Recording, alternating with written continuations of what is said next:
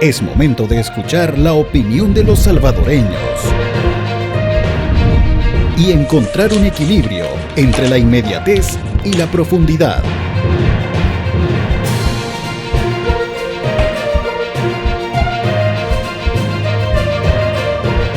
Pulso Ciudadano. ¿Qué tal? ¿Cómo están? Muy buenas noches, amigos televidentes. Bienvenidos. Esto es Pulso Ciudadano. Gracias por estarnos premiando con su sintonía y dejarnos ingresar hasta su hogar en este inicio del mes de septiembre. Gracias a todos por esta sintonía en la noche. Hoy nos acompaña el señor Ricardo Navarro, con quien vamos a hablar. Le damos la bienvenida. Él es del Centro Salvadoreño de Tecnología Apropiada. Ricardo, buenas noches y gracias por estar con nosotros. Buenas noches, me gusta estar aquí. Bueno, hoy por Julio Valdivieso, Luisa Mayor le acompaña. Vamos a estar hablando de una problemática. Deberíamos de estar hablando de esto todos y viendo qué hacemos para resolver o detener un poco los efectos. Cambio climático, desastres naturales y muchos de los efectos ya del cambio climático. Ricardo, entremos en materia. ¿Cómo analizamos? ¿Cómo está la situación? Sabemos que no podemos hablar únicamente de El Salvador porque está conectado, pero si tenemos que hacer un análisis sin el ánimo de ser alarmistas, estamos en una situación crítica. Sí. Mire, aquí es de ver los números, ¿verdad? Porque los números son eso, pues, números, nos dicen cuánto. Mire, si vemos cuáles han sido pongamos los 9 años más calientes desde que se tienen registros, ¿verdad? Registros se tienen desde hace unos 160 años. Bueno, los 9 años más calientes son los últimos 9 años a partir del 2014. Ahí ya le indica a usted cómo está la cosa. Sí. Si vamos por meses, el pasado mes de julio, ¿verdad? Bueno, déjeme decirle antes que el récord de mes más caliente era julio 2019, 16.63 grados centígrados en promedio. El pasado mes de julio, a partir del 3 de julio, todos los días fueron más cálidos que el récord.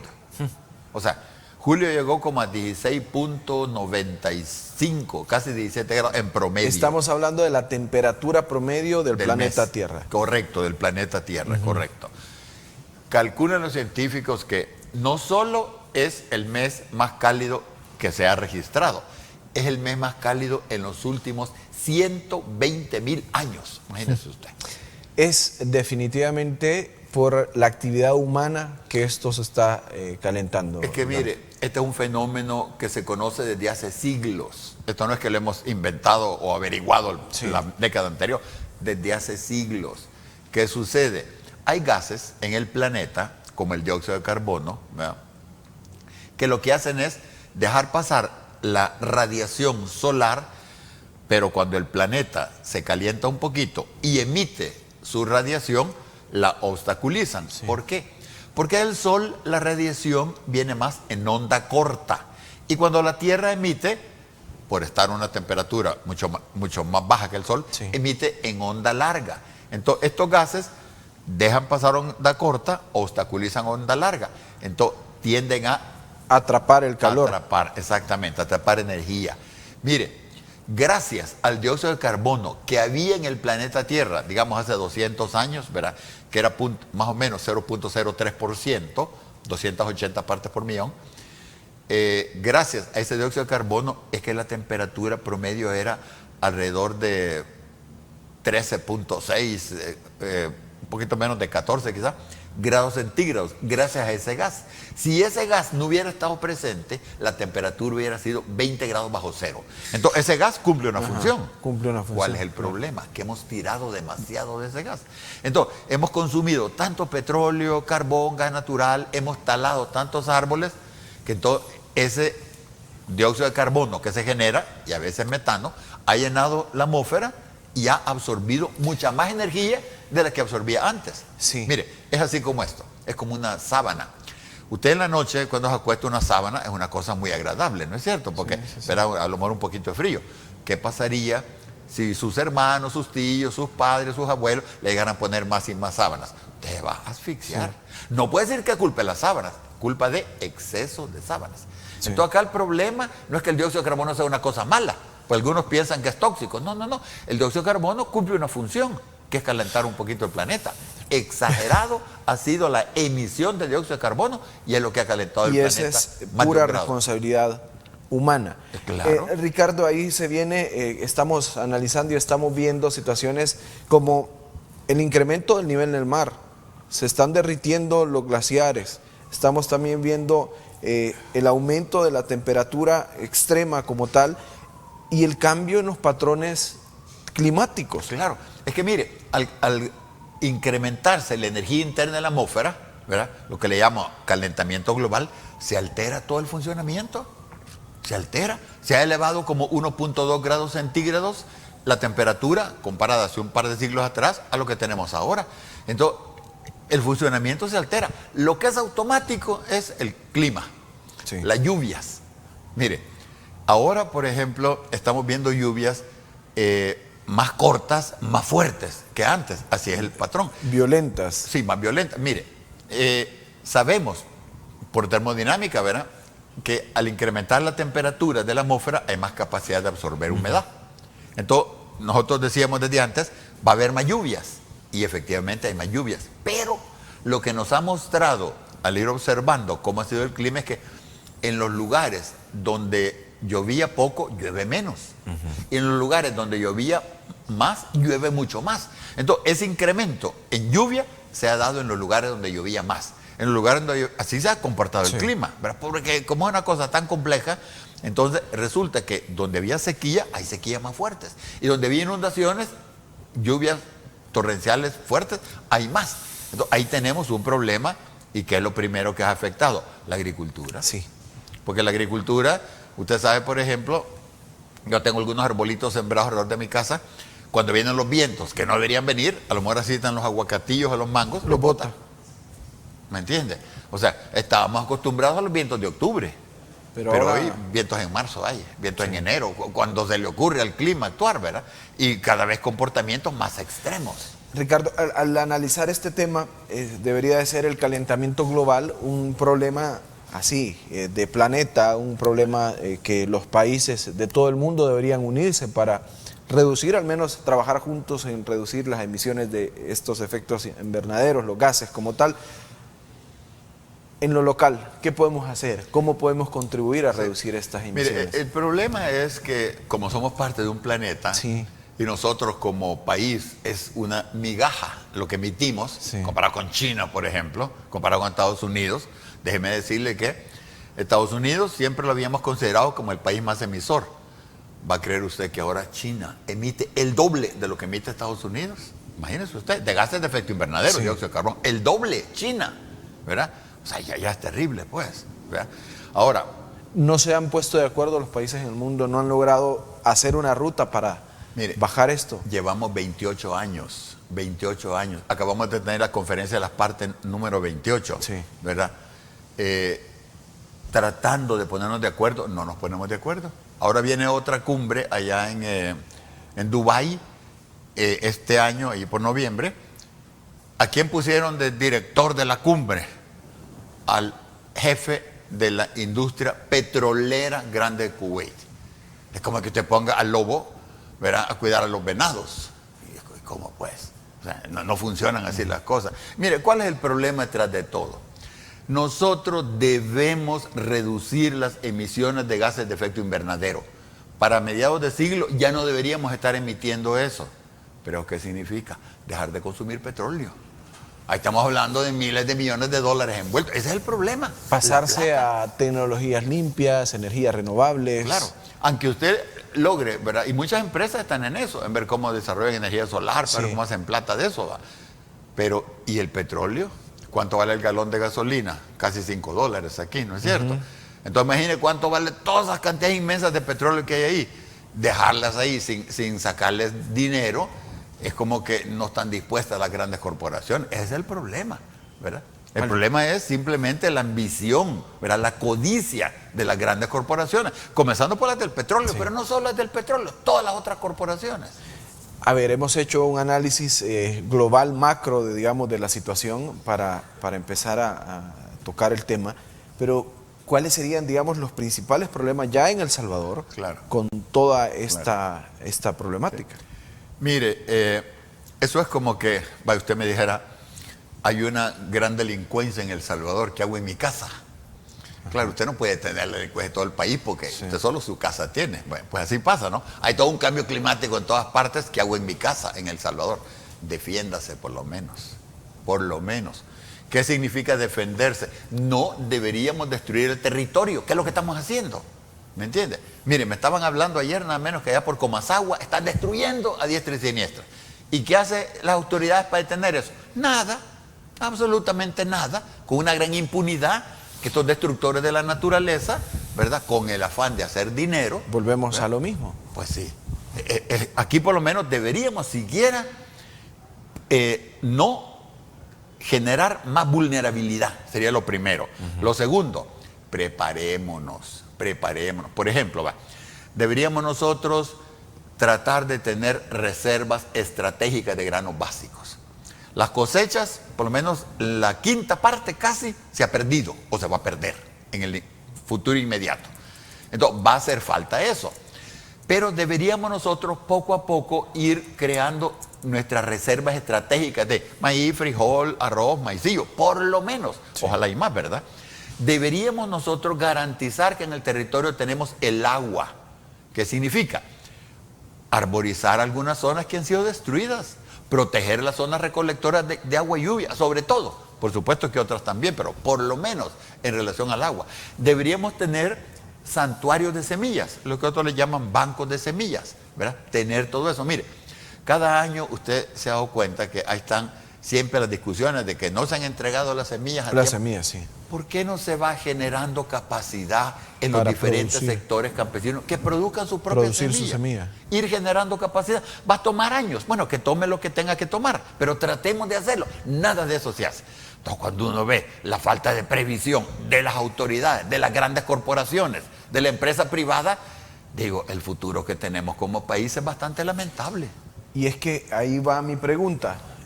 Como autoridad que debería de ser, ¿considera que se están dando permisos para explotación, para construcción? Se dan permisos y no solo eso. Como decimos en buen salvadoreño, se hacen los locos cuando otros están destruyendo por ahí. Fíjese allá en La Unión. Sí. El Ministerio del Ambiente había establecido que unas zonas no se podían construir. ¿Qué hicieron? Quieren hacer un aeropuerto. ¿Qué hicieron? Entonces quitemos las normas. Así no se puede, ¿verdad? Contrataron a una empresa, creo que de Guatemala, para que les hiciera un análisis de ahí. La empresa les dijo, no, mira, aquí no puede construir, hay demasiada agua. O sea, si eso ya lo sabía desde antes el Ministerio del Ambiente. Y así en muchas situaciones. Aquí creo que fue Nuevo Cucatlán o Antiguo Cucatlán, no recuerdo, cambiaron también el uso del suelo. ¿Para qué? Para poder construir. Es que así no se puede.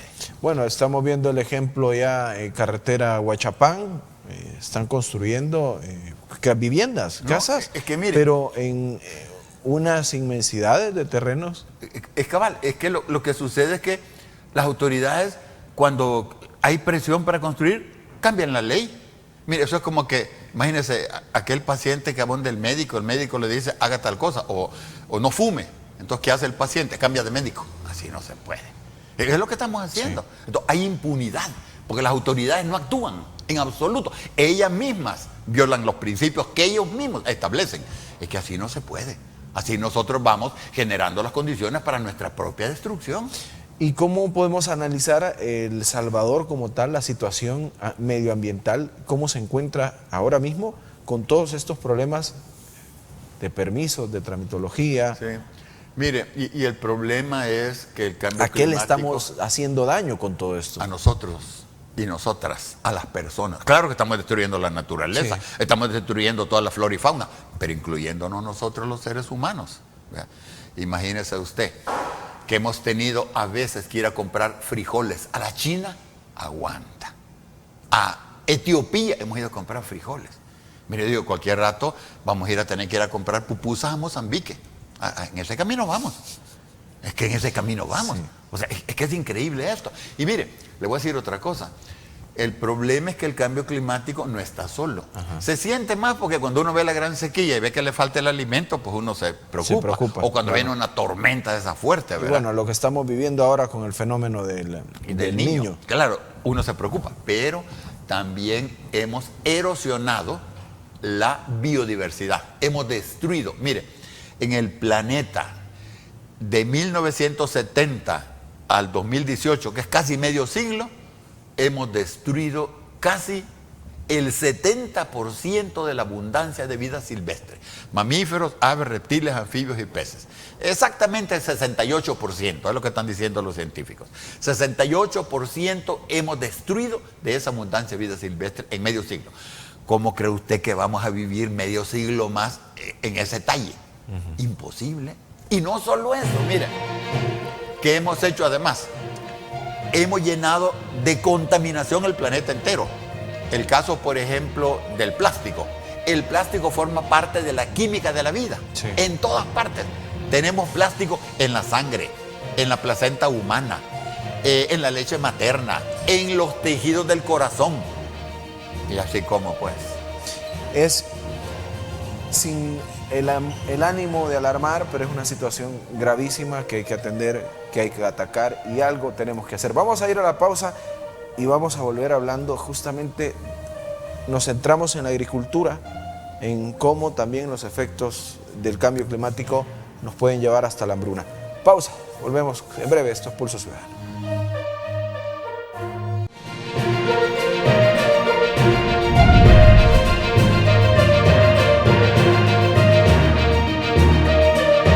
Ya regresamos.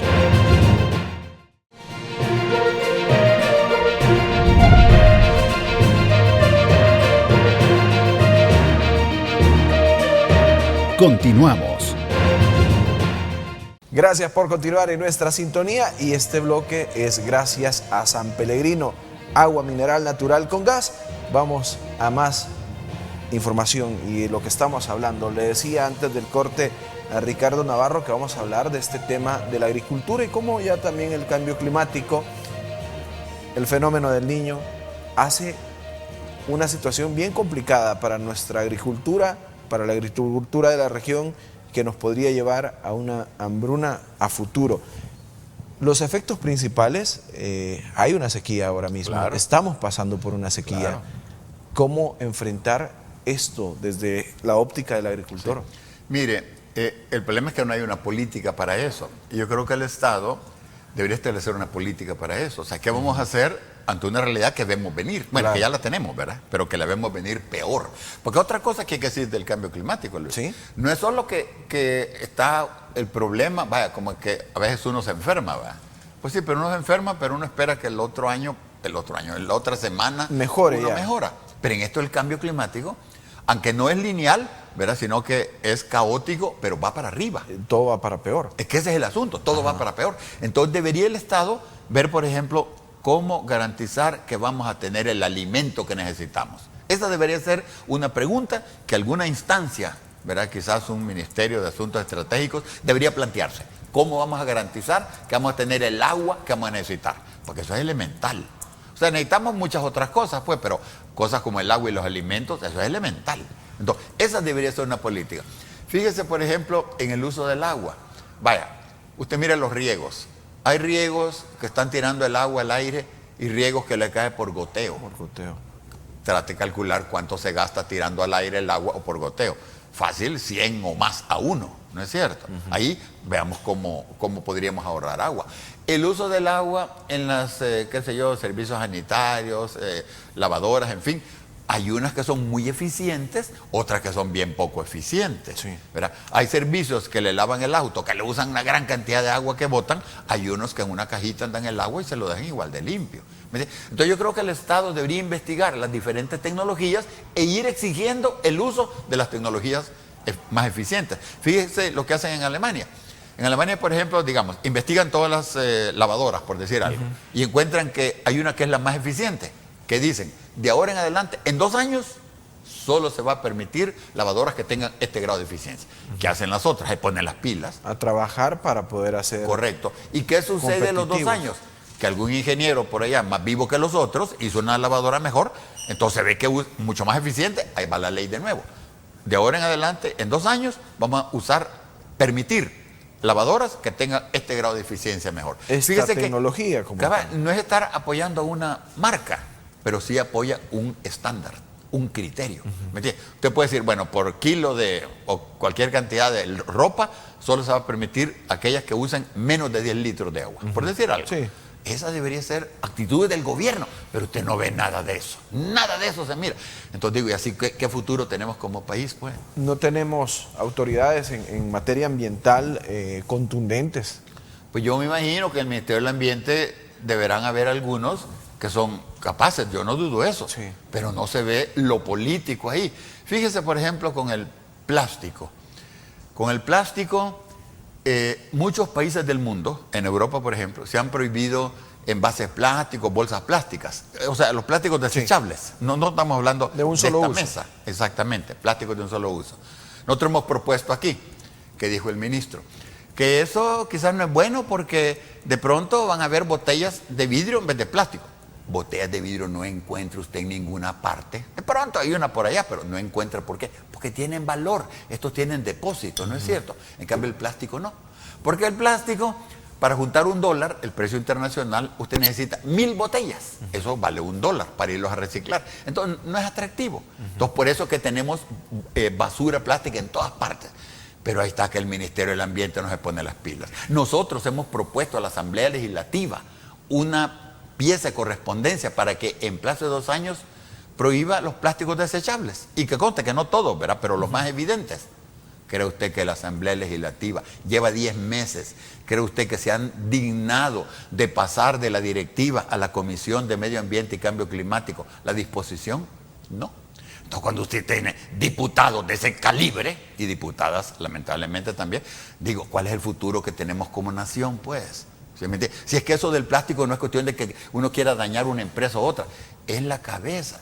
Mire, han encontrado plástico, como le decía, en todas partes, todas partes. Se deberían de poner, incluso serviría para que se pongan más creativos. Por supuesto, pero mire, micropartículas de plástico, calculan los científicos, lo puede buscar usted en la internet, que en promedio planetario cada ser humano consume 5 gramos por semana. 5 gramos es lo que pesa una tarjetita de crédito por semana. Eso nos está afectando. Sí. Eso nos genera... Mire, ¿sabe cuál es el problema del plástico? El 99% es derivados de petróleo. Puede ser carbón y gas natural también, ¿verdad? Pero petróleo mayormente. 1% son tóxicos. ¿Por qué? Porque son aditivos químicos que se los pone usted para darle ciertas características. Porque sí, el plástico de esta mesa, por ejemplo, no es igual que el plástico, digamos, de las ruedas de la llanta de un camión. Sí. Son plásticos distintos. O lo que llamamos baquelita es plástico distinto. O el cepillo que usted usa son plásticos distintos. Entonces, son aditivos distintos. Muchos de esos aditivos son metales pesados. Bisfenol A genera anomalías neuroconductuales, genera cáncer en diferentes órganos del cuerpo humano. Entonces, eso debería prohibirse, quitar todos esos tóxicos. Pero ¿por qué no se hace? Porque las grandes corporaciones, mire, a nivel planetario, las corporaciones que se dedican a explotar petróleo están viendo el plástico como su tabla de salvación, porque dicen, como el cambio climático está mostrando cosas tan feas, entonces van a prohibir el uso de fósiles, ahí lo vamos a meter.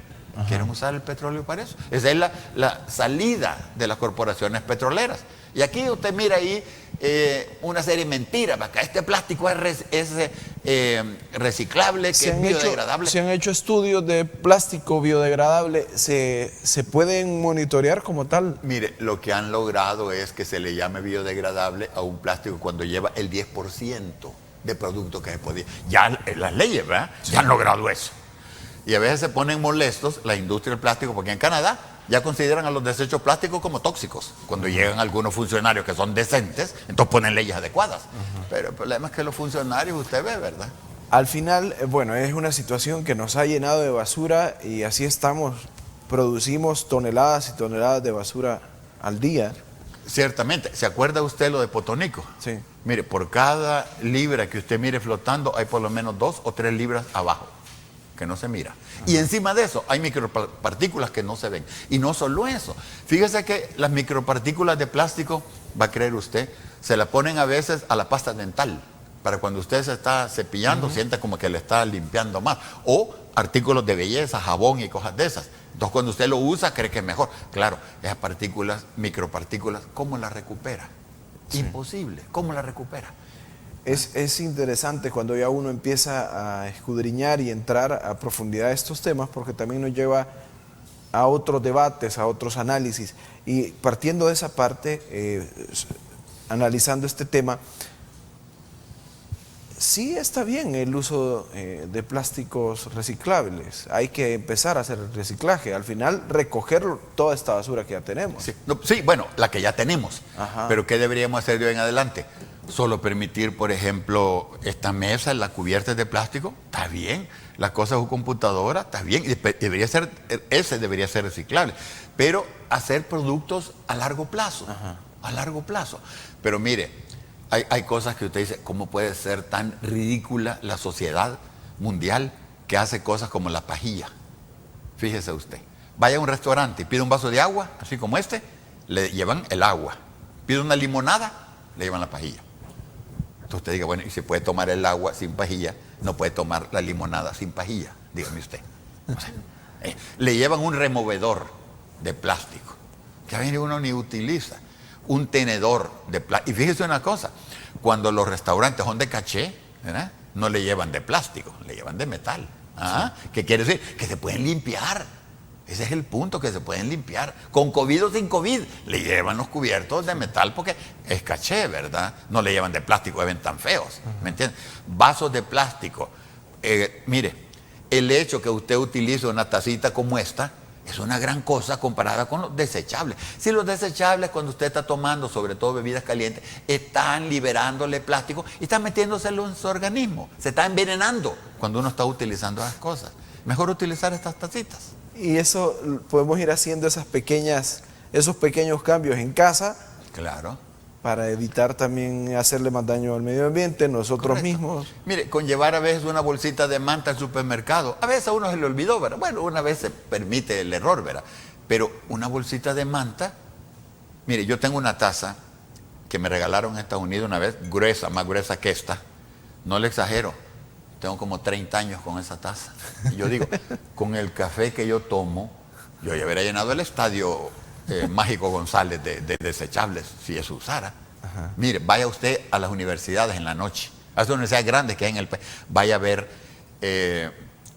los desechos de plástico. Son inmensas las cantidades. Nosotros una vez le enviamos una carta a las universidades grandes del país para ver si querían meterse en una campaña para ver cómo reducían los desechables. Solo nos contestó una universidad, y esa universidad nos dijo, nosotros estamos muy interesados, lo único que no tenemos cafetín. Bueno, dije, pues ni modo, por lo menos el interés lo tienen, aunque no el cafetín. Vaya a ver todas las grandes universidades del país, las grandes. ¿Cree usted que se dignaron incorporarse a una campaña para reducir el plástico? O sea, es la falta de conciencia, ese es el problema. Bueno, y eso nos hace falta a todos también. Claro. Ricardo, entrando al tema de el CESTA, el Centro de Tecnología Apropiada como tal, se fundó allá por el 70, el 80. El 80. 43 años cumplimos hoy, le cuento. Ah, ¿de verdad? Bueno, hoy fue la fiesta, ¿verdad? Cumplimos de como un par de semanas. Bueno, felicidades porque han Gracias. venido también haciendo diversas actividades. Sabemos que ustedes promueven, por ejemplo, el uso de la bicicleta. Claro. Mire, fíjese que es todo el desarrollo. Claro, si usted me dice, a mí me da miedo andar en bicicleta, pues yo le digo, a mí también, ¿verdad? Pero mire, si tuviéramos otro tipo de desarrollo, ¿verdad?, podíamos vivir en lugares donde uno trabajara no muy lejos de donde habita, podía utilizar la bicicleta. Mire, yo viví en Suiza en un tiempo, trabajaba en una universidad allá, yo tenía una bicicleta y el tren. ¿Verdad? Y claro, usaba el tren, o sea, no necesitaba carro, pues, ¿me entiendes? Deberíamos tratar de ir generando eso, ¿verdad?, de ir generando condiciones para que la gente pueda transportarse en bicicleta. Si usted vive allá por Mexicanos y viene a San Salvador, es más o menos plano. Sí. Usted podría perfectamente irse en bicicleta. Es una de las cosas que debería promoverse. Entre otras cosas, nosotros promovemos, por ejemplo, huertos familiares. Usted en su casa tiene un espacio así como este, el tamaño de esta mesa, tiene tierra o consigue tierra, ahí puede tener sus verduritas, ¿me entiende? Le ayudan en algo. Mire, cuando vino el COVID, ¿Se acuerda que no dejaban salir y todo? Mucha gente que tenía sus huertecitos, algo le hacía de frente a la problemática, ¿me entiende? Algo le hacía. Allí comían algo, ¿verdad? Con su mora ahí, hacían su sopita y la iban pasando, ¿me entiendes? Son cosas importantes, ¿verdad? A ver, ¿cómo hacer esto? Porque si hablamos de la bicicleta, todos estamos de acuerdo que viene a beneficiar a nuestra salud, viene a beneficiar al medio ambiente, dejamos de emitir, dejamos de gastar en combustibles, correcto, podríamos tener guardado nuestro vehículo. La infraestructura, poco a poco creo que se puede ir cambiando. Correcto, es de ir cambiando, y también los motoristas deben entender Mayor que conciencia, el ¿verdad? espacio es para todos ustedes. Sí. ¿Verdad? Aquí se debe respetar no solo al ciclista, al peatón, Sí. a la persona de edad avanzada que le cuesta moverse, a la persona que tiene alguna discapacidad. ¿Me entiende? Yo entiendo que el Ministerio de Obras Públicas, creo que el se está haciendo... había determinado, creo, una pirámide donde ponía Sí. primero el peatón. Eso está bien, no, que eso Sí. está bien, ¿me entiende? O sea, aquí, como le digo, no se trata de hacerle daño a nadie, se trata de generar condiciones para que todos vivamos mejor. Que todos convivamos como Correcto. tal. Se están haciendo algunos esfuerzos como tal en infraestructura, por ejemplo acá en esta zona del Escalón, San Benito. Claro. Ya estamos viendo... Claro, a mí me parece bien tratar de generar esa infraestructura, pero yo hubiera preferido que se comenzara en las zonas donde ya se utiliza la bicicleta. Ok. Mire, de las ciclovías, la que más se usa es la de San Jacinto, porque la gente usa más bicicleta por ahí. Sí. Allá en Aguilares, por ejemplo, en Guazapa, se usa más bicicleta. Ahí deberían hacer ciclovías. Ojalá las hagan, ¿verdad? Porque Sí. todavía es tiempo. Muy bien, vamos a ir a la pausa, interesante. Conversamos con Ricardo Navarro del CESTA, temas ambientales, un tema del que tenemos que hablar todos, porque aquí vivimos y aquí es donde estamos conviviendo, y si usted le hace daño al ambiente, me lo hace a mí, si yo le hago daño al otro, también se lo hago a usted, así que debemos de convivir. Vamos a la pausa.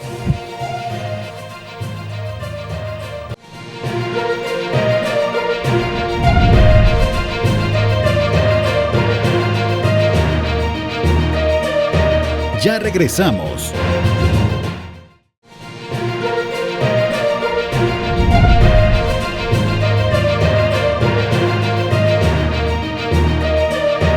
Continuamos.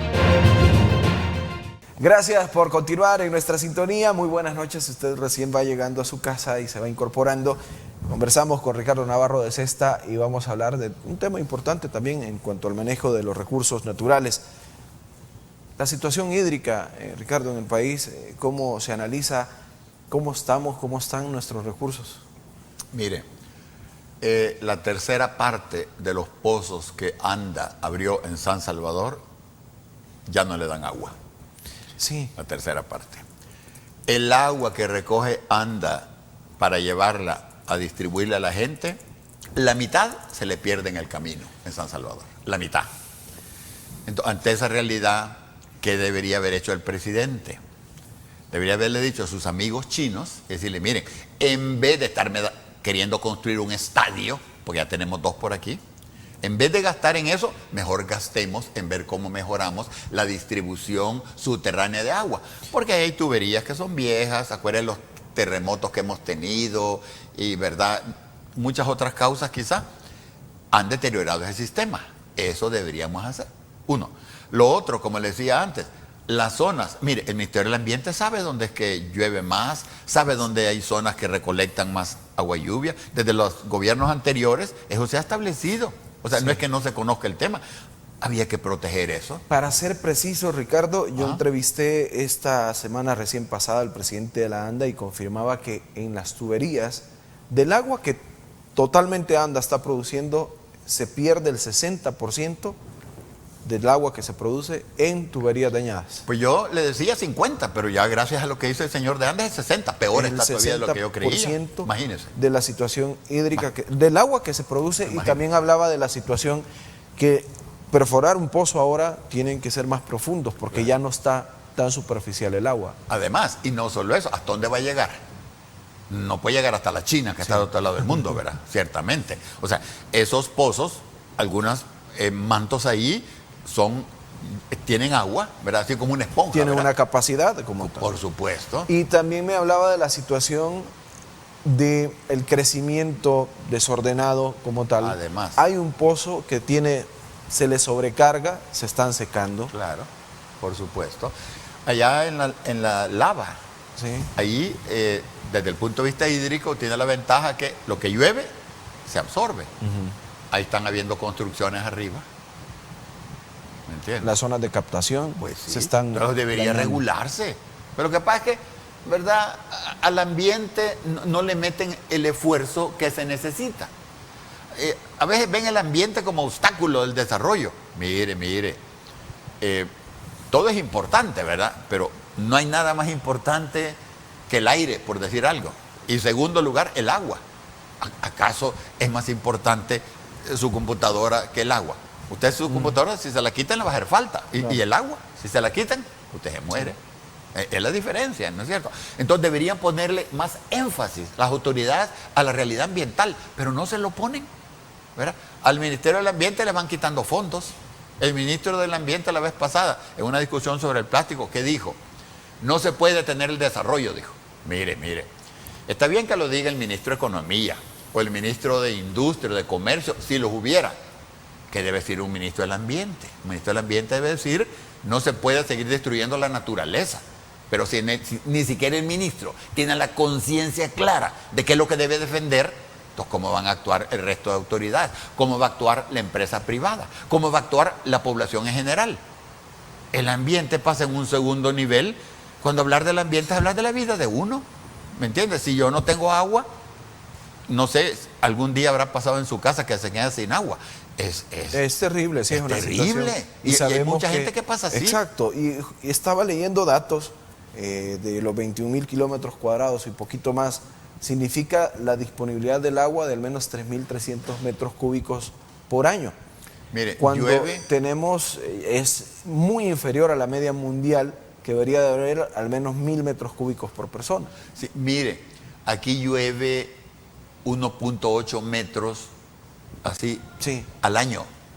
Estaba escuchando por ahí que alguien del Ministerio del Ambiente había dicho que en años anteriores había llovido Llegado más. a 2.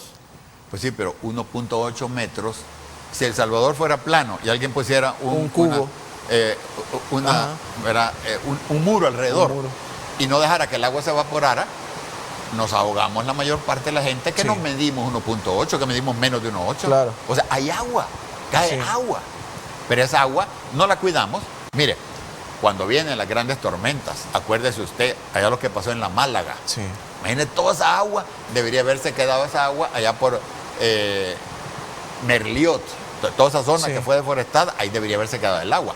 Pero como fue deforestada, el agua agarra cuesta abajo y se llevó un bus entero de gente. Esos son los problemas que tenemos, falta de previsión de las autoridades. Interesante el tema. ¿Cómo mejoramos, y vuelvo desde la óptica de casa, desde el agricultor, cómo mejoramos para captar esta agua? Porque también el agua nos hace falta, Claro. para la agricultura, para los Correcto. alimentos, para todo. Mire, hay que buscar mecanismos de captar agua, mecanismos de garantizar que el agua entre a los mantos acuíferos, como decía, rehabilitación de todos esos mantos, mecanismos donde el agua se use en forma más eficiente. ¿Sabe qué haría yo? Por ejemplo, todo nuevo edificio en el área urbana recolecte el agua de lluvia y que se utilice para los servicios sanitarios. Ya potabilizarla puede requerir un proceso un poquito complicado, pero usarla para los servicios sanitarios, para algunas zonas de regar, deberían tener sus, qué sé yo, producción de alimentos. El agua de lluvia puede servir, ¿me entiendes? Entonces, todas esas cosas son sumamente importantes a lograr garantizar que disponemos de líquido. Una promoción del uso eficiente del agua Claro. que tenemos. ¿Y qué opina de las represas, por ejemplo, que se construir para Mire, captación de agua? Sí, es que, de nuevo, una represa pequeña Ajá. puede jugar un papel importante, pero el problema es que las represas grandes, como se ven para generar electricidad, Sí. ¿verdad?, detienen a veces el flujo que es necesario para mantener todo el crecimiento de la biodiversidad alrededor. Con toda la deforestación que hay en las partes altas, digamos, del EMPA, llenan de asolve las presas. Entonces las presas ya ni siquiera captan suficiente agua, porque hay un montón de asolve, como es de tierra, Sí, lodo sí, allá lodo. abajo, ¿verdad? Entonces, ese es el problema. Y las represas se ven como para generar electricidad. Lo que están destruyendo son los ríos, ¿verdad? La gente necesita el agua para sus cultivos. Pero el problema es que, mire, a veces hacemos muchas cosas inadecuadas cuando utilizamos el agua. Las autoridades deberían enseñarle a la gente cómo hacer las cosas bien. Sí. Yo no dudo que por ahí tenga el ministerio gente que sabe hacer las cosas. Bueno, entonces ayudémosles a esas personas a transmitir su conocimiento. Pero el problema es que no es una prioridad eso en el país. Se creó una autoridad, la Autoridad Salvadoreña del Agua. ¿Qué opinión le merece como autoridad que debería de estar garantizando una distribución equitativa, una buena calidad del agua, promocionar y reducir la contaminación de esta? Mire, lo primero que dijeron con el ASA fue hacer una autónoma, ¿verdad? Una instancia que tenga autonomía financiera. ¿Qué quiere decir autonomía financiera? ¿Me entienden?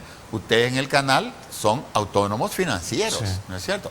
¿Qué quiere decir? Que ustedes, ¿verdad?, gastan y reciben fondos de lo que hacen, ¿no es cierto?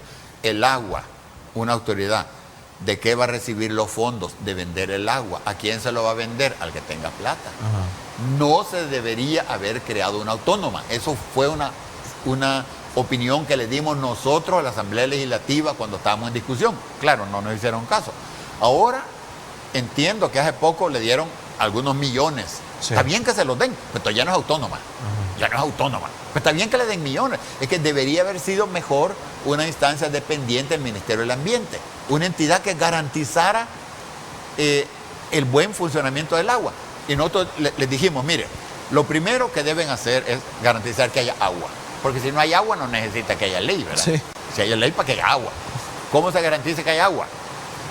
Que se recoge agua porque está lloviendo, ¿verdad? Todos los inviernos llueve bastante. Hay que recoger esa agua, garantizar que vaya a los mantos acuíferos. Podemos recoger el agua, como decía, en edificios, utilizarla bien, sería como lo primero. Sí. Y otra rama importante de un viceministerio del agua debería ser garantizar que toda la gente tiene agua. Usted va allá por la Sacamilla, el último piso, ¿cómo hace para que le llegue agua? Hay que ver. Aumentar la cobertura de agua potable y saneamiento. Correcto. Y garantizar que el agua no se esté contaminando es otra cosa. Sí. Mire, yo he visto gente que agarra la basura y la tira a la Celguate. Sí, estamos... Eso no debería ser. Todas las autoridades deberían penalizar todas esas cosas. Y a veces están las leyes, pero no se cumplen. Pues sí, hay leyes, pero es que el problema papel es esto. Nada más. Sí, el ambiente ha sido como la Cenicienta, ¿verdad? Ajá. Que allá, ¿verdad? Al final, no se le ha dado... ¿verdad? Los ambientalistas, tanto que molestan. Sí, pero estamos hablando de la vida. Sí. Y ni siquiera de la vida mía, de la vida de todas las personas. ¿Me entiendes? En el planeta vamos mal, solo que aquí en El Salvador vamos peor, la única diferencia. Ricardo, este tema me lleva también a preguntarle, ya que mencionaba la República Popular China también donó para que ya este fin de año van a empezar a construir la planta potabilizadora de agua de acá de Ilopango. Consultábamos también con las autoridades y no es que van a potabilizar el agua del lago, sino que se van a construir una batería de pozos en esta zona. ¿Cómo está este manto acuífero en el sector? Sí, pero es que mire, potabilizar el agua es bueno cuando no hay agua. Aquí hay agua. Entonces, ¿qué deberían hacer? Rehabilitar las zonas recolectoras de agua y lluvia. Ajá. Garantizar que esos pozos que andan, tiene abiertos, vuelvan a tener agua. Eso debería ser. Sistemas de riego. Por supuesto. Mire, como decíamos antes, todo el sistema de distribución de agua de San Salvador, que a usted le decía el presidente de antes, que el 60% se pierde, ¿por qué no le meten esfuerzo a eso? ¿Por qué no le meten esfuerzo? Quieren potabilizar el agua. ¿Se acuerda usted que denunciaban que no sé qué funcionario en su terreno estaba haciendo eso? A saber, yo no, en fin, no sé qué pasó, pero como que era para cubrir eso. ¿Por qué no ponen a los chinos a arreglar el sistema de distribución de agua en San Salvador? ¿Por qué? ¿Me entiende? Es que esas son las cosas que uno no entiende, ¿verdad? Claro, hay mecanismos de sacar agua hasta del aire, ¿verdad? Son cosas más complicadas, requieren más recursos, ¿verdad? Traer el agua también de muy lejos cuesta mucho, porque el agua, usted sabe, pesa, ¿verdad? Claro. Entonces tratemos de arreglar aquí en San Salvador lo que necesitamos, en cada lugar del territorio. Tratemos de mejorar las condiciones ecológicas del territorio. Pero yo no sé cómo piensan los funcionarios. No se ve un accionar como tal para este fin. No se ve como la mejor alternativa que han encontrado. Ese es el punto. Porque usted me dice, potabilizar el agua es bueno donde no hay agua. Hay zonas, por ejemplo, donde ahí está el mar y solo el mar. Entonces, Hay que desalar. una planta desalinizadora. Claro. Y hay formas de hacerlo con energía solar, que no son muy complicadas. Sí. Hay muchas formas. Hay formas donde el agua es salobre, hay que ver cómo se le quita un poco la sal. Sí. Pero aquí en El Salvador, ¿verdad? En la tarde estuve lloviendo aquí. Sí. Entonces, esa agua podría haberse utilizado, ¿verdad? No se está pero el agua captando. aquí corre y no solo que se pierda, genera problemas allá abajo. Sí. Pregúntele a los señores de aquella iglesia, el LIM, ¿se acuerda? Sí. Esa fue una cosa trágica. ¿Culpa de qué? De toda la deforestación que ha habido en las partes altas de la ciudad. Y de toda esta situación de la que hemos hecho un análisis hoy. Claro. Ricardo, gracias por el tiempo y como decíamos, no es ser alarmistas, pero es lo que está pasando. Es lo que dicen los números. Es que la gente dice, es alarmista. Vea los números. Yo no me estoy inventando la temperatura del mes de julio pasado, que fue la más alta en 120,000 años. Eso ahí están los números. Es de ir a ver los números y las cosas van para peor. Porque si hablamos de lo que era hace 30 años, no era tan grave como ahora. Las Se ha cosas ido van para acelerando, peor. ¿verdad? Se va acelerando, ese es el punto. No solo se va empeorando, sino se va empeorando en forma acelerada. Esa es la realidad. Bueno, Ricardo, gracias por el tiempo. Gracias a usted. Un placer. Y gracias a usted, amigo televidente, por dejarnos ingresar hasta su hogar. Y también hay que ponerle conciencia a esto, hay que ponerle mucha atención porque entre todos también podremos hacer la diferencia. Que tengan un feliz fin de semana. Buenas noches.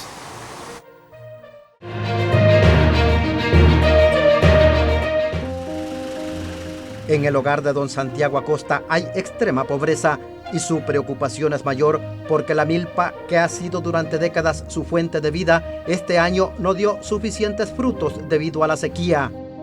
Ah, no, hoy está algo mal. Ya lo ha ido algo mal.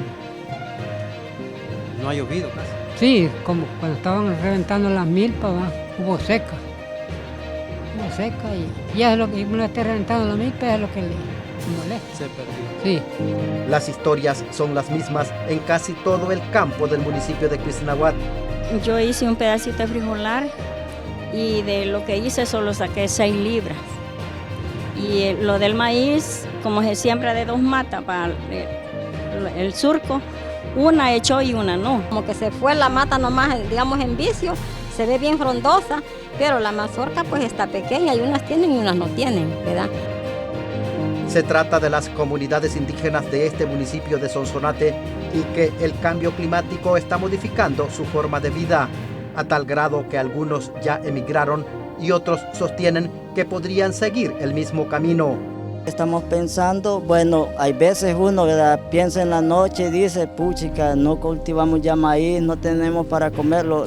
El pensamiento que yo tengo es mejor de emigrar hacia Estados Unidos. Es una preocupación para uno porque si tenemos hijos, bien sabemos que los hijos de esto se van a mantener y si no tenemos el maíz cosechado, ¿qué van a comer nuestros hijos? Hay necesidad de emigrar. La postura de las comunidades indígenas de Cuistinahuat no es casualidad. Según la Asociación Agenda Migrante El Salvador AMES, el cambio climático se ha vuelto otro factor de migración. Al fallarle su seguridad alimentaria, ahí ya pierden el equilibrio de lo que es su convivencia y su calidad de vida. Por lo tanto, o buscan a donde hay tierras en el país donde les pueda garantizar producir más o igual, o buscan en el exterior que les pueda garantizar producir ingresos a la familia. Sostienen que ya enfrentan inseguridad alimentaria porque viven directamente de lo que cultivan en pequeñas parcelas.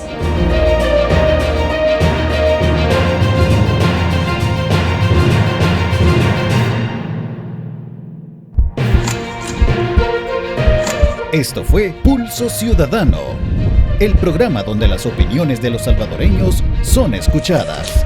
Los esperamos en la próxima emisión.